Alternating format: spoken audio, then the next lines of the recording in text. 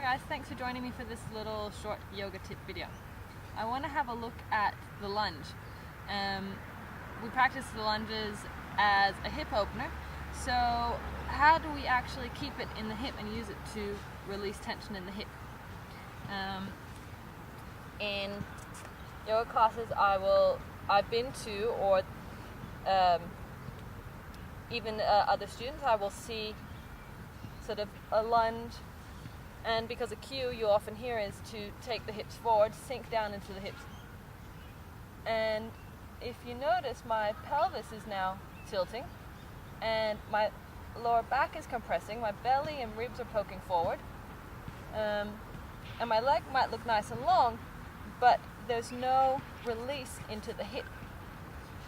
Instead, what I would prefer to do is keep the stance pretty short, keep myself upright, the pelvis neutral, and you do that, keep the pelvis neutral by squeezing into your butt.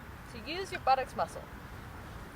And you notice that even just by squeezing into the buttocks muscle, you might already feel a little bit of release into your hips, maybe even the top of your quad, because this is the antagonist muscle of this. This is the opposite muscle.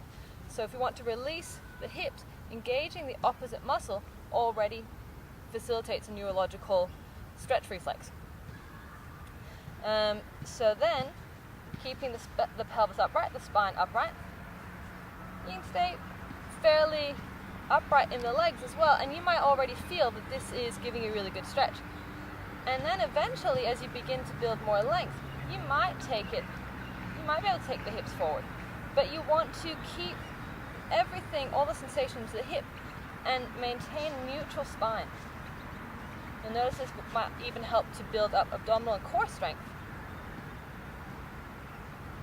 You'll build up glute strength, pelvic stability, and if you take your arms up.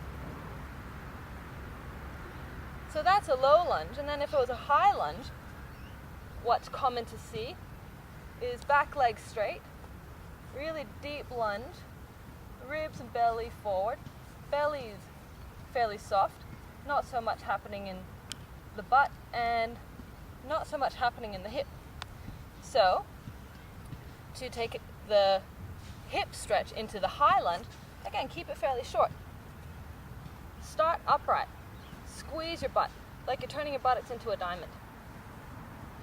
You can have your hands on your hips, you can have your hands up, whichever floats your boat. And then from here, slowly begin to straighten your leg, the back leg. But you only straighten the leg as much as you can while still maintaining upright spine, upright pelvis. And then this again might feel sufficient and like a good proper stretch. And then little by little, as you begin to get more available range of movement into the hip, you might be able to take it deeper.